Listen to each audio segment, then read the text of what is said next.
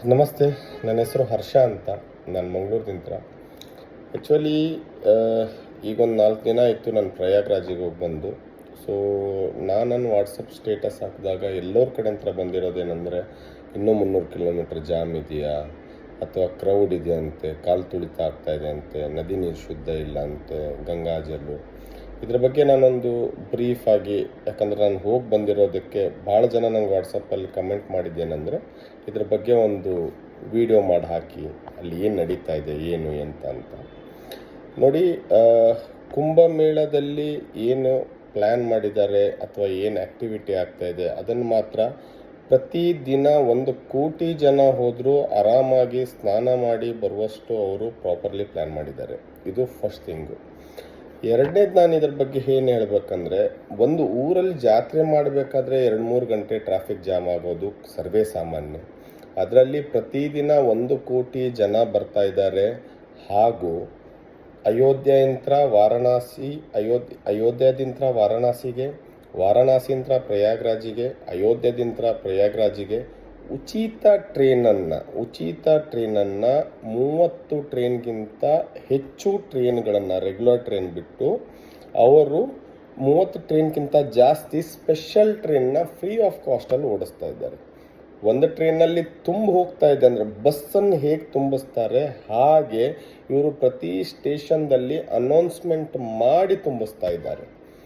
ನೋಡಿ, ಒಂದು 4-5 ತಾಸು. ನಾನು ಹೇಳೋದೇನೆಂದರೆ, ನೀವು ಇನ್ ಕೇಸ್ ಗೀರ್ ತೊಗೊಂಡು ಹೋಗ್ತೀರಾ, ನಿಮ್ಮ ಪರ್ಸ್ನಲ್ ವೆಹಿಕಲ್ ತೊಗೊಂಡು ಹೋಗ್ತೀರಾ ಅಂದರೆ ನಿಯರೆಸ್ಟ್ ಒಂದು 50-70 ಕಿಲೋಮೀಟ್ರ್ ಹೊರಗಡೆ ಯಾವ ಸ್ಟೇಷನ್ ಇದೆ ಅಲ್ಲಿ ಪಾರ್ಕ್ ಮಾಡಿ ಪ್ರಯಾಗ್ರಾಜಿಗೆ ಹೋದರೆ ನಿಮಗೆ ನಿಮ್ಮ ಕುಂಭಮೇಳದ ಸ್ನಾನ ಏನಿದೆಯಲ್ವ ಒಳ್ಳೆಯದಾಗಿ ಆರಾಮಾಗಿ 3-4 ತಾಸಲ್ಲಿ ಮುಗಿಯುತ್ತೆ.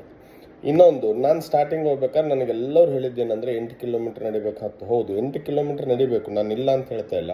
ಬಟ್ ಆ 8 ಕಿಲೋಮೀಟ್ರ್ ದೂರವನ್ನು ನೀವಲ್ಲಿ ನಡೀತಾ ಅಷ್ಟು ಜನದ ನಡಕ್ಕೆ ನಡಿಬೇಕಾದ್ರೆ ನಿಮಗೆ ಗೊತ್ತೂ ಆಗಲ್ಲ ನಾನು 8 ಕಿಲೋಮೀಟ್ರ್ ನಡೆದಿದ್ದೇನಂತ. ಸೊ ಆ ಥರ. ಸೊ ಈ ಕುಂಭಮೇಳದ ಬಗ್ಗೆ ಈಗ ನಿಮಗೇನು ಹೇಳ್ತಾ ಇದ್ರು, 300 ಕಿಲೋಮೀಟ್ರ್ 400 ಕಿಲೋಮೀಟ್ರ್ ಜಾಮ್ ಇದೆ, 2 ದಿನ ಊಟ ಇಲ್ಲ, ವಸತಿ ಇಲ್ಲ, ಎಲ್ಲ ಸುಳ್ಳು. ಇದೆಲ್ಲ ಯಾವುದು ಸತ್ಯವಲ್ಲ. ಇದು ಫಸ್ಟ್ ಥಿಂಗು. ಎರಡನೇದು, ಈಗ ಕುಂಭಮೇಳಕ್ಕೆ ನೀವು 26 ತನಕ ಹೋಗಬೇಕಂದ್ರೂ ನಿಮಗೆ ಸ್ಪೆಷಲ್ ಟ್ರೈನ್ಗಳಿದೆ. ಆಮೇಲೆ ಇದರ ಬಗ್ಗೆ ನಾನೀಗ ಹೋಗಿ ಬಂದಿದ್ದು ಫ್ಲೈಟಲ್ಲಿ, ಅಂದರೆ ನಾನು ಹೋಗಿ ಬಂದಿದ್ದು ಒಂದು 2-3 ಥರದ ಕೆಟಗರಿ ಇದೆ. ಇದರ ಬಗ್ಗೆ ನಾನು ಇವತ್ತು ಸಂಜೆ ಅಥವಾ ನಾಳೆ ಇನ್ನೊಂದು ಇದರ ಬಗ್ಗೆ ವಿಡಿಯೋ ಮಾಡಬೇಕಂತಿದ್ದೇನೆ. ಏನು ನಿಮಗೆ ಕಾಸ್ಟ್ ಆಗುತ್ತೆ, ಹೇಗೆ ಪ್ಲ್ಯಾನ್ ಮಾಡಬೇಕು. ಆ್ಯಕ್ಚುಲಿ ನಾನು ಪ್ಲ್ಯಾನ್ ಮಾಡಿರೋದು ಕಾಶಿ ಹೋಗಿದ್ದೆ, ಅಯೋಧ್ಯೆ ಹೋಗಿದ್ದೆ, ಹಾಗೂ ನಾನು ಹೋಗಿರೋದು ಪ್ರಯಾಗ್ರಾಜ್ ಲಾಸ್ಟಿಗೆ. ಸೊ ಇದಕ್ಕೆ ಹೇಗೆ ಹೋದರೆ ನಿಮಗೆ ಕನ್ವೀನಿಯೆಂಟ್ ಆಗುತ್ತೆ ಆ್ಯಸ್ ಎ ಪಬ್ಲಿಕ್ ಟ್ರಾನ್ಸ್ಪೋರ್ಟು, ಇದರ ಬಗ್ಗೆ ನಾನು ವೆರಿ ಶಾರ್ಟ್ಲಿ ಒಂದು ವಿಡಿಯೋ ಮಾಡ್ತೇನೆ ಇವತ್ತೋ ನಾಳೆನೂ. ಯಾಕಂದರೆ 26 ತನಕ ಇದೆ. ಸೊ 26 ತನಕ ನೀವು ಹೋಗೋ ಪ್ಲ್ಯಾನ್ ಮಾಡಿದ್ರು ನಿಮಗೆ ಯಾವ ಥರ ನೀವು ಪ್ಲ್ಯಾನ್ ಮಾಡಬೇಕು ಅನ್ನೋದ್ರ ಬಗ್ಗೆ. ಇವತ್ತು ಬೆಳಿಗ್ಗೆ ನಾನು ಬಂದಾಗಿಂತ ಒಂದು ನೋಡ್ತಾ ಇದ್ದಾನೆ, ಗಂಗಾ ನದಿ ಶುದ್ಧವಿಲ್ಲ ಅಂದ್ಕೊಂಡು ಡೆಲ್ಲಿಯಿಂದ ಪರಿಸರ ಮಾಲಿನ್ಯದವ್ರದ್ದು ಅದೇನೋ ವಾಟರ್ ಬೋರ್ಡ್ನವ್ರು ಹೇಳ್ತಾ ಇದ್ದಾರಂತೆ. ಸರ್, ನಾನು ಒಂದು ಮಾತು ಕೇಳ್ತಾ ಇದ್ದೇನೆ ಎಲ್ಲರಿಗೂ, ಇದು ಯಾರು ನಿಮಗೆ ಹೇಳಿದಾರೋ ಏನು ಮಾಡಿದಾರೋ. ಸರ್, ನಾನು ಸ್ನಾನ ಮಾಡಿ ಬಂದು ಇವತ್ತಿಗೆ 3 ದಿನ ಆಯಿತು. ನನ್ನ ಜೊತೆಗೆ ನಾವು ಬಂದ ಟ್ರೈನಲ್ಲಿ 72 ಜನ ಪ್ರಯಾಣಿಕರ ಜೊತೆಗೆ ನಾವೇನು ವಾರಣಾಸಿಯಿಂದ ಪ್ರಯಾಗ್ರಾಜ್ದಿಂದ ನಾವು ಹುಬ್ಳಿ ಬರೋ ತನಕ 72 ತನಕ ಆಲ್ಮೋಸ್ಟ್ ಆಲ್ 72 ಜನನು ಆ್ಯಸ್ ಎ ಟ್ರೈನಲ್ಲಿ ಬರಬೇಕಾದ್ರೆ ಸ್ನಾನ ಮಾಡಿಲ್ಲ. ನಮ್ಮ ಯಾರಿಗೂ ಚರ್ಮ ರೋಗದ್ದು ಯಾವುದೇ ರೀತಿ ಡಿಸೀಸಸ್ಸು ಏನೂ ಆಗಿಲ್ಲ. ಇದನ್ನೇನು ಹೇಳ್ತಾ ಇದ್ದಾರೆ, ಇದು ಟೋಟಲಿ ಸುಳ್ಳು. ಇದೆಲ್ಲ ಟೋಟಲಿ ಸುಳ್ಳು.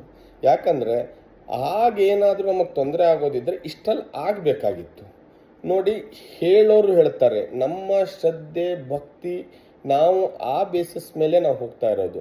ಅದನ್ನು ಬಿಟ್ಕೊಂಡು ನಾವು ಬೇರೆಯವ್ರ ಸಲುವಾಗಿ ನಿಮಗೆ ಯಾರು ಹೇಳ್ತಾ ಇದ್ದಾರೆ, ಈಗಲೂ ಸಹಿತ ನೀವು ಪ್ಲ್ಯಾನ್ ಮಾಡಿದ್ರೆ, ಕರೆಕ್ಟಾಗಿ ಪ್ಲ್ಯಾನ್ ಮಾಡಿದ್ರೆ, ಬೈ ಪಬ್ಲಿಕ್ ಟ್ರಾನ್ಸ್ಪೋರ್ಟ್ ಮಾಡಿದ್ರು, ಬರೀ ಪ್ರಯಾಗ್ರಾಜ್ ಮಾಡಿದ್ರೆ ನೀವು 3 ದಿನದಲ್ಲಿ ಹೋಗಿ ಬರ್ಬೋದು. ಇನ್ ಕೇಸ್ ಪ್ರಯಾಗ್ರಾಜು, ಅಯೋಧ್ಯ ಮತ್ತು ವಾರಣಾಸಿ ಮಾಡಬೇಕಂದ್ರೆ 5-6 ದಿನ ಆಗುತ್ತೆ. ನಾವು 6 ದಿನದಲ್ಲಿ ಈ 3 ಪ್ಲೇಸ್ಗಳನ್ನು ಆರಾಮಾಗಿ ನೋಡಿ, ಹೆಚ್ಚು ಕಡಿಮೆ 8-10 ಕಿಲೋಮೀಟ್ರ್ ನಡೆದು, ಆ 10 ಕಿಲೋಮೀಟ್ರ್ ನಡೆದ್ರೂ ನಮಗೆ ಯಾವುದೇ ರೀತಿ ಕಾಲು ನೋವಾಯಿತು, ಚರ್ಮ ರೋಗ ಅಂತಾರೆ, ಅದಂತಾರೆ, ಇದಂತಾರೆ, ಏನೂ ಆಗಲ್ಲ. ನಿಮಗೆ ಭಕ್ತಿ ಅನ್ನೋದಿದ್ದರೆ ನಿಮಗೆ ಯಾವುದೇ ರೀತಿಯ ತೊಂದರೆ ತಾಪತ್ರಯಗಳು ಅಥವಾ ಹೊಟ್ಟೆ ಹಸು ಆಗುತ್ತೆ, ನಮಗೆ ಊಟ ಸಿಗಲ್ಲ, ಊಟ ಇಲ್ಲದೆ ಕಾಲು ತುಳಿತ ಆಗುತ್ತೆ. ಅಲ್ಲ ಸ್ವಾಮಿ, ಕಾಲು ತುಳಿತ ಹೇಗಾಗಿದೆ ಅಂತ ಜನಕ್ಕೆ ಗೊತ್ತಾಗ್ತಾ ಇಲ್ಲ. ನಾವು ಅಲ್ಲಿ ಸ್ಟೇ ಮಾಡಿ ಬಂದವ್ರೆ, ಒಂದು ನದಿಗೆ ಸ್ನಾನ ಮಾಡಕ್ಕೆ ಬರುವಲ್ಲಿ ಹೆಚ್ಚು ಕಡಿಮೆ 1 ಕೋಟಿ ಜನ ಸ್ನಾನ ಮಾಡುವಲ್ಲಿ ಮುಂದಗಡೆನೆ ಮಲ್ಕೊಂಡಿದ್ರೆ ಅದಕ್ಕೂ ಪೊಲೀಸ್ ಪೆಟ್ರೋಲಿಂಗ್ ಇದೆ.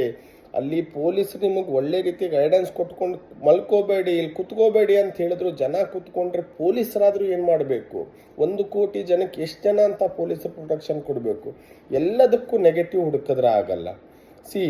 ನಮ್ಮ ರೆಸ್ಪಾನ್ಸಿಬಿಲಿಟಿಗಳನ್ನೇ ನಾವು ಮಾಡಿಲ್ಲ. ಅವ್ರು ಅಷ್ಟೆಲ್ಲ ಪ್ರಾಪರಾಗಿ ಪ್ಲ್ಯಾನ್ ಮಾಡಿಕೊಟ್ರು, ನಮ್ಮವ್ರು ಅದನ್ನು ಉಳಿಸ್ಕೋತಾ ಇಲ್ಲ. ಬಟ್ ಇದ್ರ ಬಗ್ಗೆ ಹೇಳೋದಕ್ಕೆ ಯಾರೂ ರೆಡಿ ಇಲ್ಲ. ನನಗೆ ಎಷ್ಟೋ ಜನ ಹೇಳಿದ್ರು, ಇಲ್ಲ ಅಲ್ಲಿ ಏನೋದು ಕಾಲು ತುಳಿತ ಆಗ್ತಾ ಇದೆ ಅಂತೆ. ನನ್ನ ಟ್ರೇನು ವಾರಣಾಸಿ ಅಂತ ಇದ್ದಿದ್ದು 8 ಗಂಟೆಗೆ, ಬಟ್ ನನ್ನ ಟ್ರೈನ್ ಬಂದಿದ್ದು 11:30ಗೆ. 3:30 ಗಂಟೆಯಲ್ಲಿ ಒಂದು ಪ್ಲ್ಯಾಟ್ಫಾರ್ಮ್ 2-3 ಪ್ಲ್ಯಾಟ್ಫಾರ್ಮ್ ನಡುಕೆ ನಾವು ನೋಡಿದ ಪ್ರಕಾರ ಮಿನಿಮಮ್ಮು 25-30 ಟ್ರೈನ್ ಪಾಸ್ ಆಗಿದೆ ಅಲ್ಲಿಂದ. ನಮ್ಮ ಟ್ರೈನ್ ಡಿಲೇ ಆದಾಗ ನೀವು ಅಷ್ಟರಲ್ಲಿ ಒಂದು ಸಣ್ಣ ಅಂದಾಜು ಹಾಕೊಂಡ್ಬಿಡಿ, 25-30 ಟ್ರೈನ್ ಪಾಸ್ ಆಗ್ತಾ ಇದೆ ಅಂದರೆ ಒಂದು ಟ್ರೈನ್ನಲ್ಲಿ 500-1000 ಜನ ಹೋಗ್ತಾ ಇದ್ದಾರೆ ಅಂದರು. ಅದು ಯಾವ ಥರ ಅದಕ್ಕೆ ಕ್ರೌಡ್ ಇರ್ಬೋದು ಅಂತ.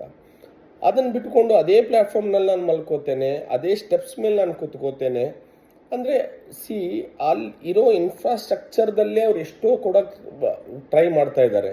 ಬಟ್ ಅವ್ರ ಕಡೆ ಆದಷ್ಟು ಪ್ರಯತ್ನ ಪಡ್ತಾ ಇದ್ದಾರೆ. ಬಟ್ ನಾವು ಜನಗಳದನ್ನು ಅರ್ಥ ಮಾಡ್ಕೋಬೇಕು. ಇದು ಒಂದನೇದು. ಎರಡನೇ ನಾನು ಹೇಳೋದೇನೆಂದರೆ, ಅಲ್ಲಿ ಪೊಲೀಸರಂತೂ ಆಲ್ಮೋಸ್ಟ್ ಆಲ್ 90% ಜನ ನಾವು ಏನು ಕೇಳಿದ್ದೇವೆ ನಮಗೆ ಪಕ್ಕಾ ಡೈರೆಕ್ಷನ್ಸ್ ಕೊಟ್ಟಿದ್ದಾರೆ. ಅದ್ರ ಬಗ್ಗೆ ಮತ್ತು ಬೇರೆ ಎರಡನೇದು ಇದೆ ಅಲ್ಲ, ಎಲ್ಲಿ ಹೋಗಬೇಕು, ಏನು ಮಾಡಬೇಕು, ಏನು ಡೈರೆಕ್ಷನ್ಸ್ ಹೋಗಬೇಕು, ಯಾವ ಕಡೆ ಹೋದ್ರೆ ಸಂಗಮ ಸಿಗುತ್ತೆ, ಹೇಗೆ ಹೋಗಬೇಕು, ಎಲ್ಲದಕ್ಕೂ ಅವ್ರ ಕಡೆ ಇದೆ. ನನ್ನ ವೈಫಿಗೆ ಕಾಲು ನೋವು ಬಂದು ಕುತ್ಕೊಂಡಾಗ ಸ್ಟ್ರಕ್ಚರ್ ಬೇಕಾ ಅಂತ ಕೇಳಿದ್ದಾರೆ. ಇನ್ನು ಇದಕ್ಕಿಂತ ಏನು ಮಾಡಬೇಕು ಸ್ವಾಮಿ ಪೊಲೀಸ್ ಡಿಪಾರ್ಟ್ಮೆಂಟ್ನವರು? ಇದಕ್ಕಿಂತ ನೀವೇನು ಎಕ್ಸ್ಪೆಕ್ಟ್ ಮಾಡ್ತೀರಾ? ತಪ್ಪು ನಾವಿಟ್ಟುಕೊಂಡು ಇನ್ನೊಬ್ಬರ ಮೇಲೆ ಇನ್ನೊಂದು ಸರ್ಕಾರದ ಮೇಲೆ ಹೊಣೆ ಹಾಕೋದಲ್ಲ, ನಮ್ಮದು ಅಷ್ಟೇ ಇದೆ. ಸೊ ಈ ಮೂಲಕ ನಾನು ಹೇಳೋದು ಬಯಸೋದೇನೆಂದರೆ, ಗಂಗಾ ಶುದ್ಧ ಇದೆ, ಗಂಗಾ ನದಿಲಿ ಮಿಂದ್ರೆ ಅದಾಗತ್ತೆ ಇದಾಗತ್ತೆ ತಪ್ಪು ಕಲ್ಪನೆ. 300 ಕಿಲೋಮೀಟರ್ ಟ್ರಾಫಿಕ್ ಜಾಮ್ ಇಲ್ಲ ಅಲ್ಲಿ, 300 ಕಿಲೋಮೀಟರ್ ಟ್ರಾಫಿಕ್ ಜಾಮ್ ಇಲ್ಲ. ಒಂದು ಕ್ರೌಡ್ ಜಾಸ್ತಿ ಆದಾಗ ಒಂದು 4 ಅವರೋ 3 ಅವರೋ ಗಾಡಿನ ಸ್ಟಾಪ್ ಮಾಡ್ತಾರೆ. ಬಟ್ ಅದಾದಮೇಲೆ ಅದನ್ನು ಸಹಿತ ಒಳಗಡೆ ಬಿಡ್ತಾರೆ. ಒಂದು ಮ್ಯಾಕ್ಸಿಮಮ್ ಅಂತ ಇಟ್ಕೊಳ್ಳಿ ಒಂದು 5 to 6 ಅವರ್ಸು. ಬಟ್ ನಾನು ರೆಕಮೆಂಡ್ ಮಾಡೋದೇನೆಂದರೆ, ನೀವು ನಿಮ್ಮ ಸ್ವಂತ ವಾಹನದಲ್ಲಿ ಹೋಗೋದಿದ್ದರೆ ನಾನು ಹೇಳೋದು ನಿಯರೆಸ್ಟ್ ಒಂದು 50-60 ಕಿಲೋಮೀಟ್ರ್ ಹಿಂದ್ಗಡೆ towards Varanasi road, towards Agra road, ಯಾವ ರೋಡ್ದಿಂತ ಬರ್ತೀರಾ ಅನ್ಕೊಂಡು ಡೆಲ್ಲಿ ರೋಡ್ದಿಂತ ಎಲ್ಲ ಕಡೆಂತ್ರ ಕುಂಭಮೇಳ ಸ್ಪೆಷಲ್ ಟ್ರೈನ್ಗಳು, ಡೆಮೋ ಟ್ರೈನ್ಗಳು ಓಡ್ತಾ ಇದೆ. ನೀವು ಎಲ್ಲಾದರೂ ಹಿಂದೊಂದು 60 ಕಿಲೋಮೀಟ್ರ್ ಹಿಂದ್ಗಡೆನೋ ಅಥವಾ 70 ಕಿಲೋಮೀಟ್ರ್ ಹಿಂದ್ಗಡೆನೋ ಸ್ಟಾಪ್ ಮಾಡಿ. ಕುಂಭಮೇಳ ಸ್ಪೆಷಲ್ ಟ್ರೈನ್ಗಳು ಆಬ್ಸಲ್ಯೂಟ್ಲಿ ಫ್ರೀ ಆಫ್ ಕಾಸ್ಟು. ಅದಕ್ಕೆ ಟಿಕೆಟ್ ತಗೊಳ್ಳೋ ಅವಶ್ಯಕತೆ ಇಲ್ಲ. ಕುಂಭ ಸ್ಪೆಷಲ್ ಅಂತ ಬರೆದಿರುತ್ತೆ ಆ ಟ್ರೈನ್ ಮೇಲೆ. ಆ ಕುಂಭ ಸ್ಪೆಷಲ್ ಟ್ರೈನಿಗೆ ಯಾವುದೇ ರೀತಿ ಟಿಕೆಟ್ ಇಲ್ಲ. ಎಕ್ಸ್ಪ್ರೆಸ್ ಟ್ರೈನಲ್ಲಿ ಸಹಿತ ನೀವು ಎಲ್ಲ ರೀತಿಯ ಸ್ಲೀಪರ್ ಬೋಗಿಯಲ್ಲಿ ಟ್ರಾವೆಲ್ ಮಾಡೋಕ್ಕೆ ಅವಕಾಶ ಹೊಂದಿರುತ್ತೀರಾ.